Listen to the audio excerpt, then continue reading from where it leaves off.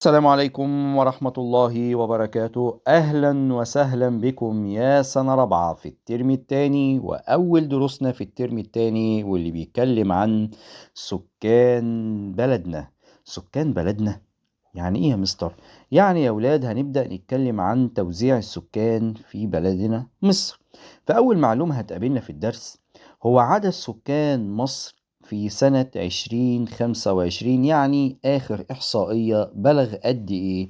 قالك بلغ 108 ملايين نسمة. ياه، 108 مليون نسمة. طبعا ده ما واضح إن سكان مصر في زيادة مستمر. طيب ممكن نقسم محافظات مصر على حسب توزيع السكان. يعني إيه؟ يعني في أولاد عندنا محافظات مزدحمة جدا بالسكان، يعني فيها سكان كتير، زي على سبيل المثال القاهرة والجيزة.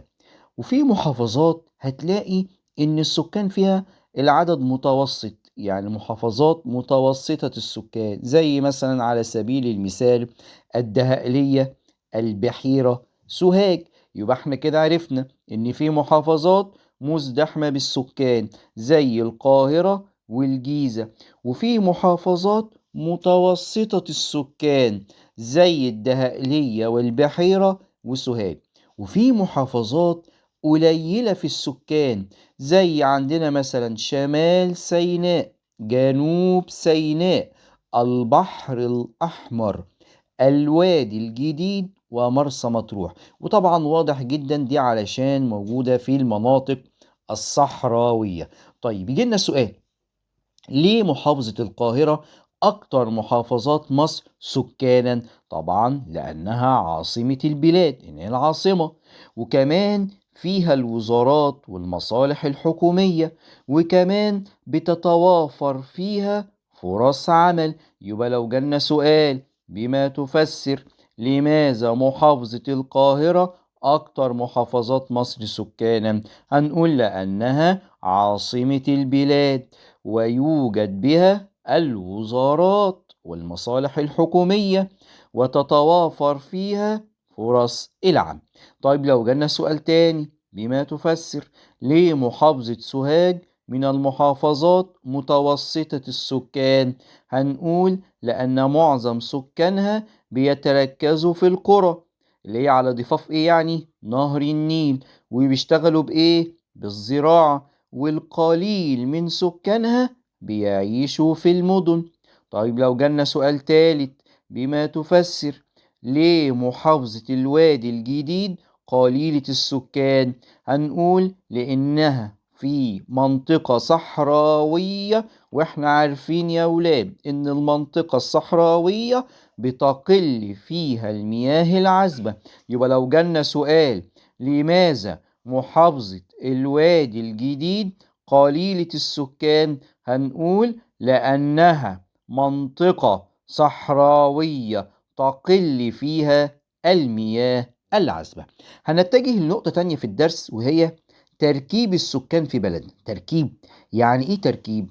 قالك ان التركيب السكاني يعني بنصنف السكان على حسب النوع او العمر. تصنيف السكان على حسب النوع او العمر هو ده التركيب السكاني.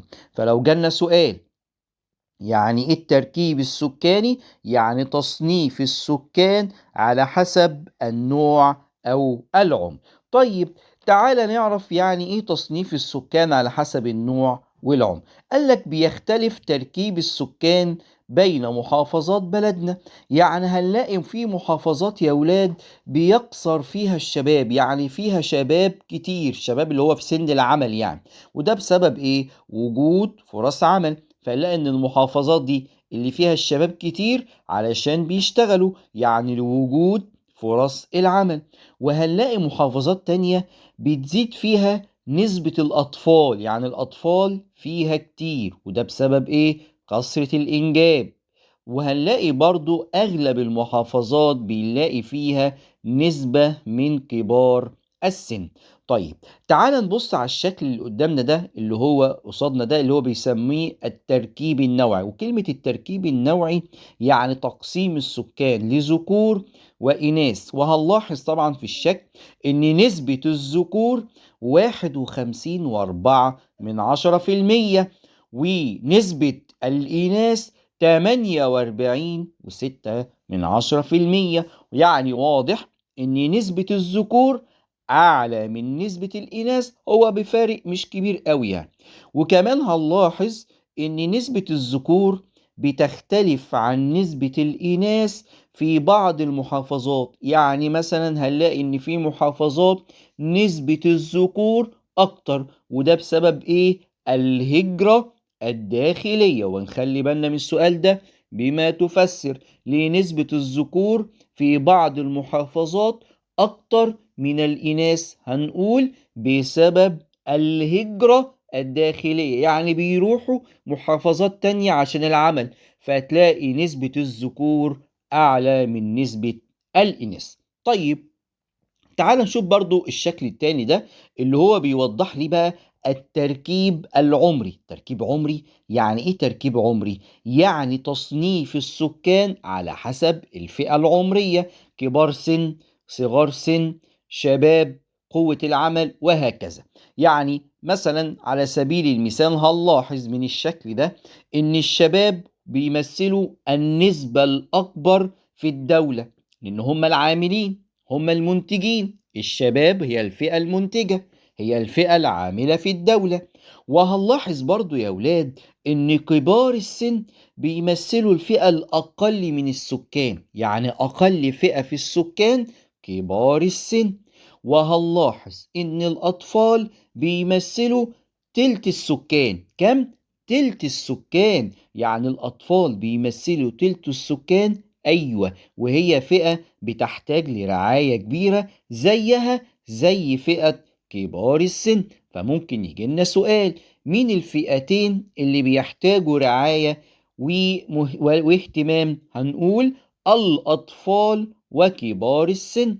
طب مين الفئة المنتجة والعاملة؟ اللي هم الشباب. تعال بقى ناخد جزء كتير في الدرس، وهو خصائص السكان في بلدنا. خصائص يعني ايه؟ يعني ان المحافظة او كل محافظة في مصر بتختلف عن المحافظة التانية على حسب الطبيعة البيئة اللي فيه. برضو مش فاهمين؟ يعني عايز يقولك ان في محافظات بيبقى فيها انشطة بتختلف عن الانشطة الاخرى، وكلمة نشاط يعني الحرفة او العمل. يعني على سبيل المثال التعليم، هنلاقي ان في محافظات بتختلف فيها نسبة المتعلمين من محافظة لأخرى. يعني مثلا محافظة القاهرة هنلاقي فيها نسبة التعليم أعلى، وده بسبب إيه؟ اهتمام الأسر بالتعليم. على عكس محافظات تانية هتلاقي نسبة الأمية أعلى، وده بسبب إهمال التعليم. يبقى هنلاقي إن في التعليم في محافظات فيها نسبة التعليم أعلى من أخرى، وده بسبب إيه؟ الاهتمام الأسر بالتعليم. طيب في برضو عندنا المهن. المهن اللي هي إيه؟ يعني الوظائف، الشغل، برضو بتختلف من محافظة لأخرى حسب النشاط الاقتصادي. ففي مثلا القاهرة هنلاقي إن معظم السكان بيشتغلوا بالصناعة والخدمات. ده فين؟ في القاهرة. يبقى في القاهرة هنلاقي إن معظم السكان بيشتغلوا بالصناعة والخدمات. طيب مثلا في محافظة سوهاج على سبيل المثال هنلاقي معظم سكانها يعملون بالزراعة. ده في اختلاف اهو. طب مثلا في محافظة الوادي الجديد هنلاقي ان معظم سكانها يعملون في الزراعة والرعي. فواضح جدا يا ولاد ان في اختلاف في المحافظات من محافظة لأخرى في النشاط الاقتصادي. يعني مثلا لو رحنا اسكندرية برضو هتلاقي في اختلاف، لو رحنا محافظات تانية برضو هنلاقي فيها اختلاف. فهو مديك أمثلة، فنلاقي ان القاهرة يعمل معظم سكانها بالصناعة والخدمات. هنلاقي في سوهاج يعملون بالزراعة، في الوادي الجديد يعملون بالزراعة والرعي. طيب في بقى كده حقائق تاريخية ومعلومات نخلي بالنا منها. طبعا كلكم بتسمعوا أو بعضكم يعرف منطقة عين شمس اللي هي موجودة في محافظة القاهرة. دي زمان يا ولاد كانت معروفة باسم أن، ودي كانت مركز للعلم والثقافة. يعني كان زمان عين شمس دي كانت معروفة باسم أن، وكانت مركز للعلم والثقافة، وكان سكانها بيعملون بالكتابة والتعليم والصناعات المختلفة. كمان يا ولاد محافظة سوهاج زمان كانت اسمها أبيدوس. كان اسمها إيه؟ أبيدوس. وكان معظم سكانها بيشتغلوا بالزراعة وصناعة الفخار. وده يا ولاد بيوضح إن كمان زمان كان في اختلاف في الصناعة وفي التعليم من محافظة لأخرى. وبكده انتهى الدرس، ونلقاكم في حلقة جديدة. معكم مستر أسامة النوبي.